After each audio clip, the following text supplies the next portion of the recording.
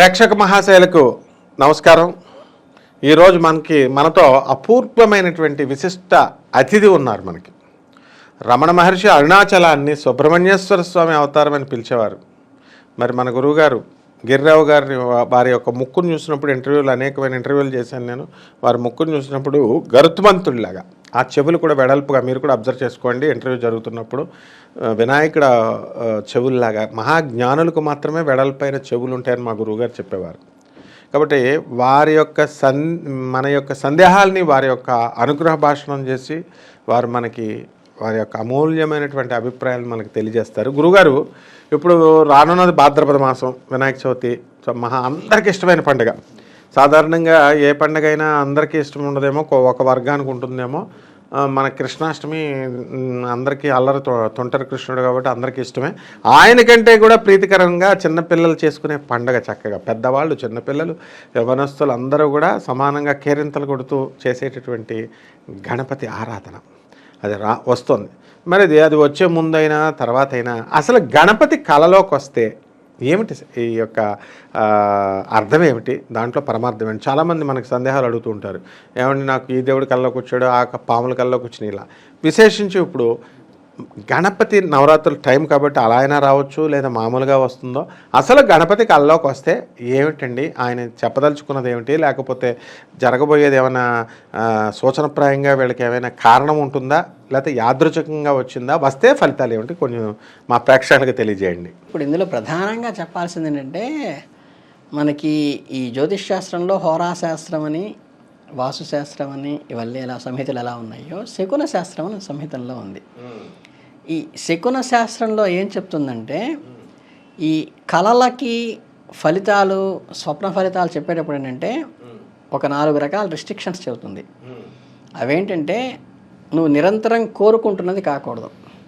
అంటే ఒక వ్యక్తి గురించో, ఒక ఉద్యోగం గురించో, ఒక కారు గురించో, ఒక జాబ్ గురించో నిరంతరం నాకు ఇది కావాలని కోరుకుంటున్నప్పుడు, ఆ ఉద్యోగంలోకి వెళ్ళినట్లో, ఆ కారు కొన్నట్లో, ఆ ఇల్లు కట్టినట్టో, అది అలాగే ఆ వ్యక్తి వచ్చి పలకరించినట్టో వస్తే అది శకున శాస్త్రంలోకి రాదు. రెండోది చూసినవి. అంటే ఆ రోజు సడన్గా ఎవరో పావుని చంపుతుంటే చూశారు, లేకపోతే ఒక యాక్సిడెంట్ చూశారు, లేకపోతే ఏదో హర్రర్ దైవం ఫిల్మ్ చూసినప్పుడు ఆ రోజు రాత్రికి దెయ్యాల కల్లాకి వస్తానో, పాము కల్లాకి వస్తానో, లేకపోతే చనిపోయిన వ్యక్తి ఏదో వచ్చినట్టు కల్లాకి వస్తే అది కూడా శకున శాస్త్రం పరిధిలోకి రాదు. అలాగే విన్నవి ఏంటంటే, ఆ రోజు మీరు ఏదో ఒక సినిమా డైరెక్టర్ గురించో, లేకపోతే ఒక పెళ్లి గురించో, లేకపోతే ఒక సావు గురించో, లేకపోతే ఇంకేదో భయంకరమైన విషయాన్ని మీరు విన్నప్పుడు, ఆ విన్న విషయం కల్లోకి వస్తే అది కూడా శకున శాస్త్రంలోకి రాదు. అంటే శకుల ఫలితాల్లోకి రాదు. అదేంటంటే, మనం ఆశిస్తున్నది కానీ, విన్నది కానీ, చూచినది కానీ. రెండోది ఏంటంటే, అనుభవించినది. ఆల్రెడీ మీకు మంచి ఫ్రెండ్ ఉన్నాడు, లేకపోతే ఒక మంచి లవర్ ఉంది, లేకపోతే మంచి గురువు గారు ఉన్నారు, ఆయనతో మీరు తాదాత్మ్యత అనుభవించినప్పుడు, ఈ అనుభవించినవి మీ కళ్ళకు వస్తే వాటికి కూడా శకున శాస్త్రం వర్ణించదు. ఈ 4 కాకుండా అసలు మనం ఊహించలే, మనం ఎప్పుడు దాని గురించి నిన్న మొన్న డిస్కషన్ చేయలే, నిన్న మొన్న చూడలే, మనం దాని గురించి ఆలోచిస్తూ పడుకోవాలా. అలా పడుకోకుండా ఒక ఇన్సిడెంట్ కొత్తగా వస్తుంది. అంటే ఆ టెంపుల్ మనం ఏ రోజు చూడాల, ఆ టెంపుల్ గురించి మనం వినలే, కరెక్ట్, లేదంటే ఆ వ్యక్తి గురించి వినలా, కానీ మనకు ఒక వ్యక్తి వచ్చినట్టు, ఆయన ఏదో చెప్పినట్టు, ఆయన విన్నట్టు కనిపిస్తుంది. అవి మీకు సంధ్యలు అని ఉంటారు. అంటే ఏంటంటే, నిద్రపోగానే వస్తేది అది అతి తక్కువ ఫలితాన్ని ఇస్తుందని, ఒక జాము దాటిన తర్వాత కొంచెం ఎక్కువ ఫలితాన్ని ఇస్తుందని, బాగా బ్రహ్మముహూర్తంలో వస్తే అత్యధిక ఫలితాన్ని ఇస్తుందని, ఇమీడియట్గా సాల్వ్ అవుతుందని చెప్తారు. అంటే ఏంటంటే, మీకు ఆ ఇన్సిడెంట్ జీవితంలో రిపీట్ అవుతుంది. అంటే భవిష్యత్తులో జరగబోయేది ఇందులో కనిపిస్తుంది. అది శకున శాస్త్రంలో ఉన్నటువంటి విషయం. అందుకని ఇప్పుడు ఈ వినాయకుడు కనిపించడం కూడా ఏంటంటే, మీకు దాని గురించి ఆలోచిస్తూ పడుకోవడం కానీ, దాన్ని చూడటం కానీ, దాని గురించి వినటం కానీ, దాని గురించి చర్చించుకోవడం కానీ జరగకుండా అన్ఎక్స్పెక్టెడ్గా మీకు వినాయకుడు అంటే దైవ దర్శనం, ఏ దేవతామూర్తి అయినా సరే దైవ దర్శనం అయితే అది శుభశకునంగా చూసుకోవాలి.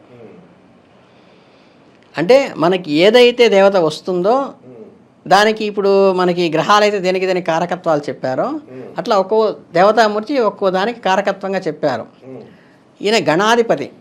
అంటే మనకు ఆటంకాలని, విఘ్నాలను తొలగించేటువంటి మూర్తి గణనాథుడు అంటారు విఘ్నేశ్వరుడు. కనుక ఏంటంటే మనకి ఏదైనా గణపతి కనుక కల్లోకి వస్తే మనం ఏదన్నా అప్పటిదాకా అబ్స్ట్రక్షన్స్ వల్ల ఇబ్బందుల వల్ల పెద్దానికి కాలికిస్తే చేతికిస్తే కాలికి పడుతూ కొరుకుడు పడకుండా ముందుకు వెళ్ళకుండా ఉన్న పనులు కొన్ని ఉంటాయి.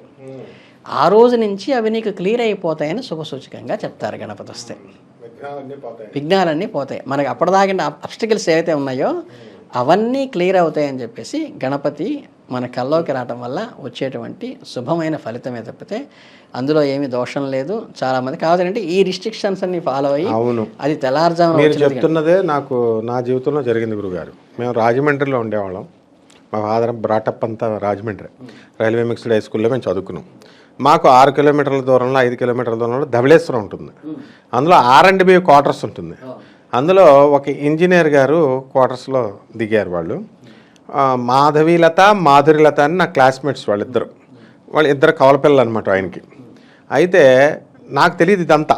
నాకు చిన్నప్పటి నుంచి ఒక కళ వచ్చేది, ఏదో రామాలయం ఒక దేవాలయం కనబడేది. అది అలాగా వారానికి ఒకసారో నెలకు ఒకసారో అలా వస్తూ ఉండేది. అలా మేము పెద్దవాళ్ళం అయిపోయాం, ఇంటర్మీడియట్ వరకు వచ్చేసాం. కానీ ఆ గుడి ఎక్కడ ఉందో కనబడేది కాదు.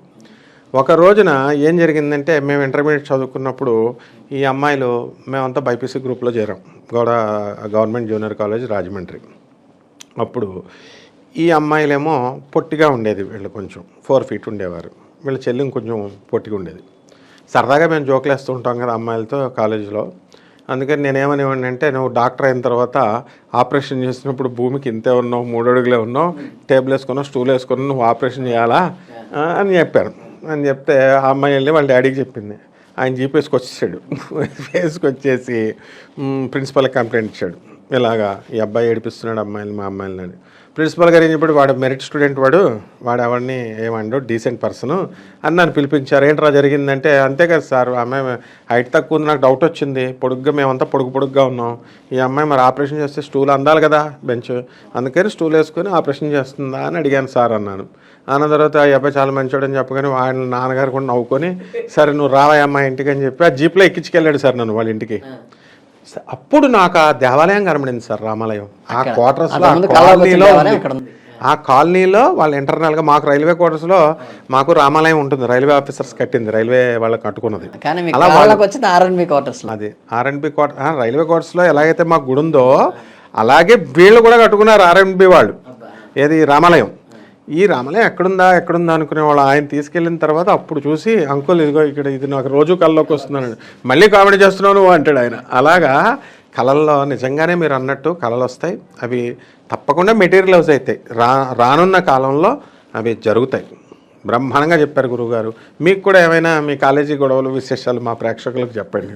ఏమైనా అమ్మాయిలు నేర్పించేవారా? గురువులు అంటే ఏదో సాల్వాలు వేసుకోవాలా, బెంకంగా ఉండాలా, ఏం అవసరం లేదు. అంటే వీళ్ళకి మాత్రం లవర్స్ ఉండొచ్చు, గురువుగారులకు మాత్రం ఉండకూడదు. వీళ్ళ కారులు ఎదరగొచ్చు, గురువుగారులు విరగకూడదు. అందువలన అలాంటివి ఏమైనా అనుభవాలు ఉంటే మా ప్రేక్షకులు ఎంజాయ్ చేస్తారు. చెప్పండి గురుగారు, యువర్ ఇంటర్నేషనల్ ఫిగర్. పెద్ద డ్రాబ్యాక్ ఏంటంటే, నాకు ఇప్పుడు ఒక స్థాయి దాకా ఎంజాయ్ చేసేసిన తర్వాత చాలామందికి ఒక హీరోగానో లేకపోతే ఒక గురువుగానో లేకపోతే ఇలా వచ్చేసి ఆ స్టైల్ ఆఫ్ లివింగ్ అనేది వస్తుంది.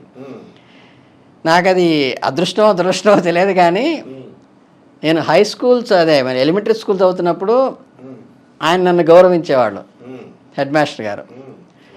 తర్వాత హై స్కూల్కి వచ్చిన తర్వాత అక్కడుండే వేణుగోపాల్ గారు కానీ, ఫిజిక్స్ లెక్చరర్ కానీ, అక్కడ ఉండేటువంటి ప్రిన్సిపాల్ కానీ, వీళ్ళందరూ అంటే junior college come high school ఉండేది ఆత్మకూరులో.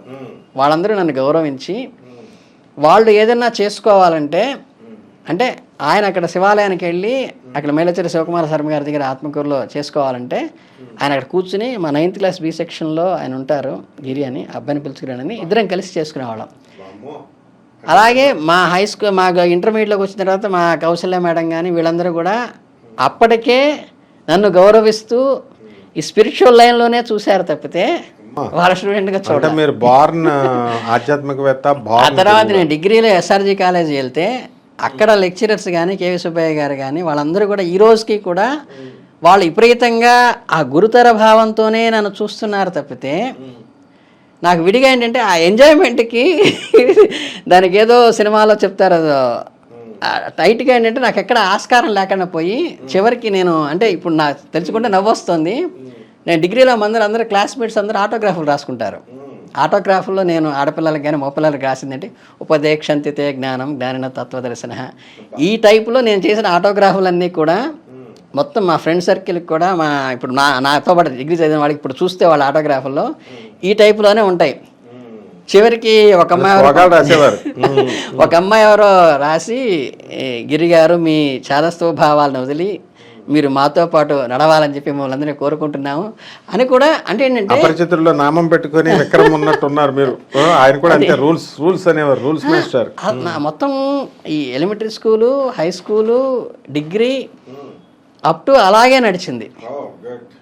అంటే ఏంటంటే ఒక రకమైన అది మరి భగవంతుడు లేకపోతే అక్కడ లైన్కి అందులో కూర్చోబెట్టేసాడో నాకు తెలియదు. కానీ నేను ఎవరో తెలియని వాళ్ళ దగ్గరికి వెళ్తే, లెక్చరర్స్ దగ్గరికి, ఎవరో తెలియని ప్రిన్సిపాల్స్, హెడ్ మాస్టర్స్ ఉంటాయి ఏంటంటే నాకు కొంచెం నా ఏజ్కి తగ్గట్టుగా నేను ఏదైనా కాస్త ఇచ్చడానికి వీలయ్యేది. వాళ్ళందరూ ఏంటంటే ఇప్పుడు మా కౌశల్య మేడం గారు కనుక ఏంటి నేను ప్రైవేట్ క్లాస్కి పెట్టాను నువ్వు రాలేదని అడిగింది అనుకోండి, అవును నేను మన సత్సంగం పెట్టుకున్నాం కదా స్పెషల్, మనం రాలేదు కదా మీరు అని నేను మీరు మనకి ఇక్కడ పూజకి రాలేదని నేను అడిగా. అంటే ఏంటంటే అలా ఉంది రిలేషన్ తప్పితే నేను యాక్చువల్గా ఆ లైఫ్ని, స్టూడెంట్ లైఫ్ని నేను వేరే రకంగా ఎంజాయ్ చేయలేదు. అది నాకు ఇప్పటికీ వాళ్ళందరూ కూడా డిగ్రీ కాలేజ్ వాళ్ళు కానీ, ఇంటర్మీడియట్ స్కూల్ వాళ్ళు కానీ, వీళ్ళందరూ కూడా ఇప్పటికీ నాకు టచ్లో ఉంటారు. ఇప్పటికీ వాళ్ళందరూ వెంకట సుబ్బయ్య గారు కానీ వాళ్ళందరూ మా పిల్లవాడికి బ్లెస్ చేయను, ఆయన నువ్వు చక్కగా చెప్పండి, మీరు మా వాడికి ఏదైనా మంచి మాటలు చెప్పండి. అంటే ఆ రిలేషను అదేంటంటే నాకు అనిపిస్తుంది ఒకసారి భగవంతుడు నాకు ఇచ్చినటువంటి అదృష్టమేమో అంతే కదా మరి అని అనిపిస్తూ ఉంటుంది. ఇప్పటికీ కూడా నాకు అవి భగవద్ అనుగ్రహమేనండి. ఎందుకంటే చెడనీక బతికించే మూలమంత్రమా సిద్ధమంత్రమా అంటారు కదా, అలాగేంటంటే నాకు అది కవచంలాగా ఏర్పరచడం. లేకపోతే నేను నా లైఫ్ ఎలా ఉండేదో ఇప్పుడేంటి 10 మంది మన మంచివాడు, 10 మంది మనని బుద్ధిమంతుడు అని మన లెక్చరర్స్ కానీ అందరూ పొగుడుతున్నప్పుడు మనకి అది దాటి వెళ్ళలేడు. మేము చూసాం కదా గురుగారు మీతో ఇంటర్వ్యూలో, నందమూరి తారక రామారావు గారు రాత్రనక పగలనక షూటింగ్లు తెగ పాల్గొంటూ ఉండేవారు. ఆ లెవెల్లో రాత్రి 10-11 గంటలకు కూడా మీరు ఇంటర్వ్యూలు ఇచ్చిన రోజులు మేము చూసాం. తప్పకుండా గురుగారు మీకు భక్తులందరూ కూడా మీ దగ్గర నుంచి ఇంకా అమూల్యమైన సందేహాలు ఇవన్నీ కూడా నివృత్తి చేసుకోవాలని కోరుకుంటూ సెలవు.